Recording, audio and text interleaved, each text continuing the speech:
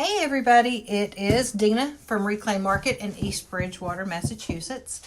I am coming to you live today. I did a series this past month, the month of May, on painting cabinet doors and furniture redos. So I have two cabinet doors that now need to become something. I have a green one that I did a blended technique on early in the month, and then last week, I believe, I just showed you how to get a smooth brush stroke free finish on a different door. So I did that one in Rebel Yellow. So today I'm going to actually turn both of these doors into something that you could use in your home instead of just being something that I painted. To show people how to paint, I am going to use these doors now to make items for your home. But before I get started with that, this is a little something I picked up at a local craft store, and it did have here it is. It did have a handle to it, so it could have been hung up. See, but I untied it so I could have the screw holes. So I'm going to tilt the camera down now and show you what I'm going to do to this. And then I will show you how that's going to tie into, first up is the yellow cabinet door that I'm doing. So this is actually going to be something for the outside of your home. So this, I'm going to tilt down now. So earlier I had made a, this is just a house number. It's actually the street number for my store. So I'm going to hang this up outside the store. But this could be customized to anybody's house or house number. Actually, Kathy, can you hand me a squeegee so I can, because I didn't do that. So this is, like I said, the number for street number for my store. I am going to be putting it on this bucket, so it's going to go here, and I'm just going to show you how easy it is to do this. So I made this on my Cricut machine. If any of you have a Cricut or a Silhouette, you'll know how easy it is to do this. I cut it out, I pulled off the background, and now I have I actually used clear contact paper as my transfer tape. So I put that over it, and now, let me tilt down a little more. This is my squeegee today. I'm going to just rub that on really good and make sure that the numbers are stuck to the contact paper. So now what I'm going to do is I'm just going to peel the backing off, and the numbers will stay. I'm sure you can see that. Nope.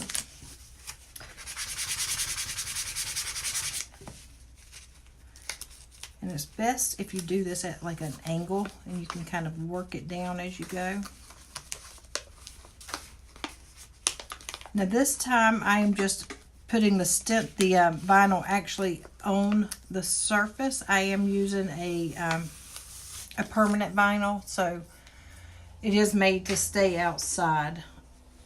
I mean, stay on permanently. I do these two, and I use it like a reverse stencil almost to do other signs. But I'm going to line this up. I'm going to make sure you're on film. I'm going to line this up, turn it around so it'll be right to you guys. And I'm going to try to get that 9 right in the center of these little, it's got grooves here. So I'm going to line that up between those, and now before I really press that in, you have to make sure that I like the placement, and I do. I think that's about as good as I'm going to get it. So now I'm just going to burnish that on. Make sure to get the edges really good. Make sure that you try to get the air bubbles out.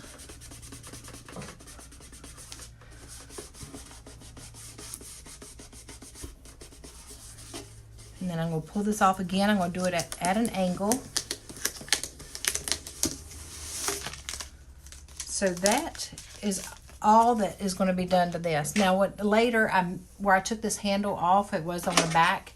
I think I am going to hot glue this on here just to add a little something to it, because I think it'll look good, but I'm not going to do that on camera. Everybody knows how to hot glue. So that's all I'm doing to this. Now let me get the cabinet door back up here. So here's the cabinet door. And I did cheat a little bit. I went ahead and put my screws in. Just so you guys don't have to watch me playing with power tools. And I've started I've sanded it to get a nice smooth finish, so it's kind of buttery smooth. But now I've decided that I want to add a little distressing to it. So I'm going to show you, this is one of the sanding sponges we have. I've washed and reused this one several times, as you can tell. So I'm just going to go over, kind of rough it up, get the, see like here, get the wood to show through a little bit. I'm not going to do it uniform because I don't want it to be like perfect. I just want it to look a little distressed. But I'm only going to do the edges. I'm not going to do any of the flat surfaces. I'm going to go heavier in some places, lighter in some places, because that's how it would naturally be.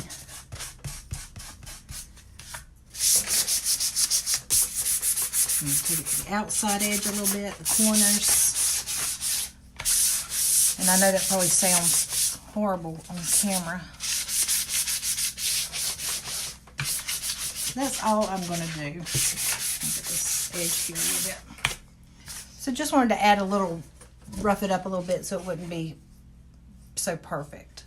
So now that I've got that, you can see where this is going. This is going to go here. Let me tilt that up just a little. That's going to go here. Oh, sorry. Oh, actually it's going to go the other way. Here. So the top side, so it's going to be hanging, hopefully, you know, outside. I also cut this one out, just a simple welcome. And in all honesty, I meant to do this as a stencil, which means I would have left all these areas with the vinyl on it, and I would have pulled off the letters. But I got ahead of myself and forgot what I was doing. So I'm just going to have vinyl letters on this, and I will. I'm going to put a little gator hide over it to kind of seal it down, and it will be fine. So again, I'm going to take my little squeegee. I'm going to burnish these letters on really good. Remove that.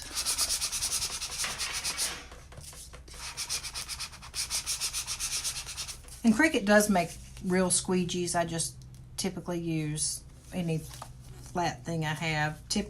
A lot of times I use gift cards that I've already used, or hotel keys, those kind of things. Same thing, your driver's license, to burnish that down. But today I'm using what was handy.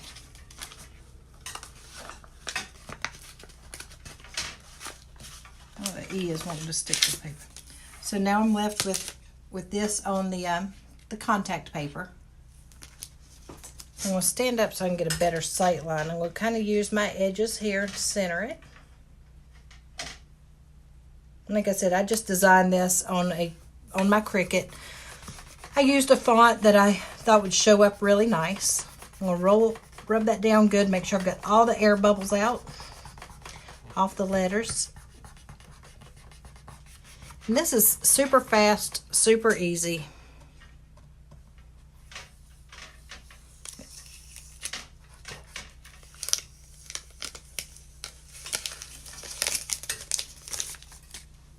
So now I've got the welcome part on there. Now I'm going to just put my little basket on. Put that back up. Let me back up a little bit. And you can see there it is. And I'm going to set this aside, and I'm going to see if Kathy will stick some flowers in it, and then I will show you when I'm all done how this looks. And it makes an awesome little statement for your front porch. And again, you can do any color. I just happened to choose the Rebel Yellow, which I thought it would be a nice springy pop of color, and it looks good with the black against it. It really shows up any flowers. So now I am going to move on to the green one that I did. That's the one that I did using the new flea market decor paints. I believe I did market green and I did birchwood, and I had blended those. I've got a nice highlight of the birch wood through the middle of the board. So here it is now, and my intention was to do this on live, but I stripped my screws, so there's no undoing it now. So I'll show you the back first. So here's the back, and I did pre-drill, and I don't know if you can zoom in and see, but they're stripped. So I pre-drilled holes here, and then there was a hole already for where the knob of the cabinet door was. Whoop, let me come over here. So I added 2 more to it, and I've already put the screws in. It's the original screws for the hardware. So this is what it is now. So I just added this is like a 1x4, I believe, and I cut it to the length of the raised area on the cabinet door. Let me back you up just a little bit. Maybe there. Cut it to measure this area here. There was a little bit of a calamity. And then I just cut a hole in the middle of it, and I'll show you why I did that.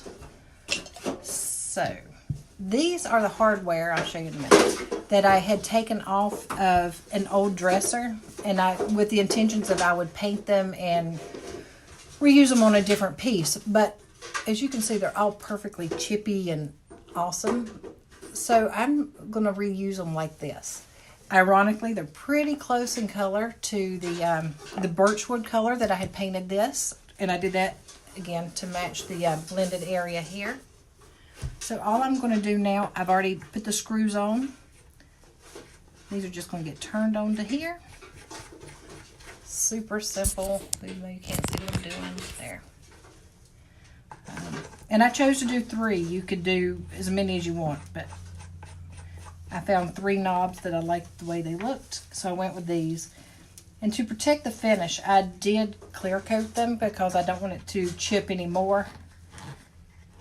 I like the look of it there.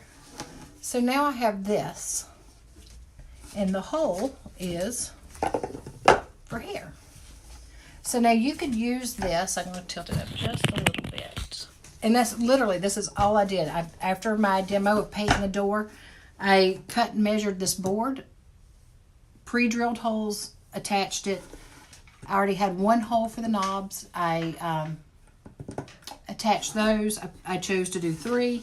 You could put wording up here if you want, but I decided that I didn't want to. And so my idea for this is this could be used in a bathroom. You could put, your toothbrushes in here or makeup brushes and use this as the shelf. It could go in your entryway. You could use, the hooks to hang a jacket on, or your dog leashes. You could put dog treats in here. I just felt like this was a project that anybody could do, and it will look good.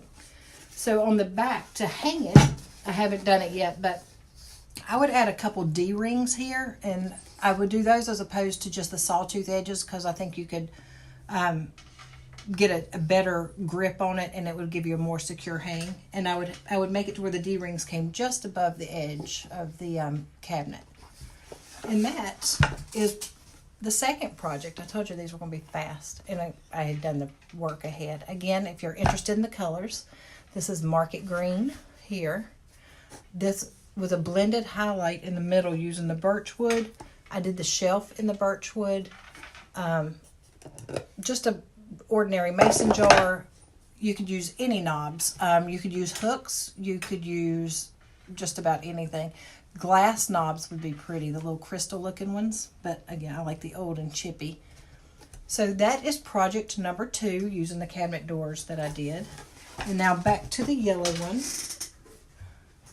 I'm going to tilt this up so you can see it back. There is the, hang on, let me swipe. Oh, Rose is watching. Hey, Rose. Kathy says hey, too. Hey, Rose. Here's the outdoor house number sign.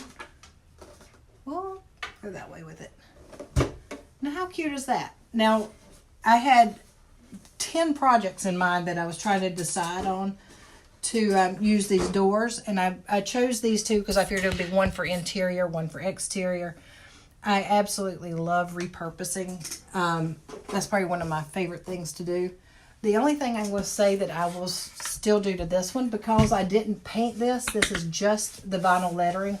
I am going to go over it with the gator hide. I'll do that real quick so you can see it doesn't take away from it. It don't do anything. It's just going to add a little protection. Even though this is permanent vinyl, I just would feel better where it's outside if I gave it a little extra something to protect it. Normally I use a sponge to apply my gator hide with too, but where this is just a small door, these little chip brushes will be fine. And I will go ahead and do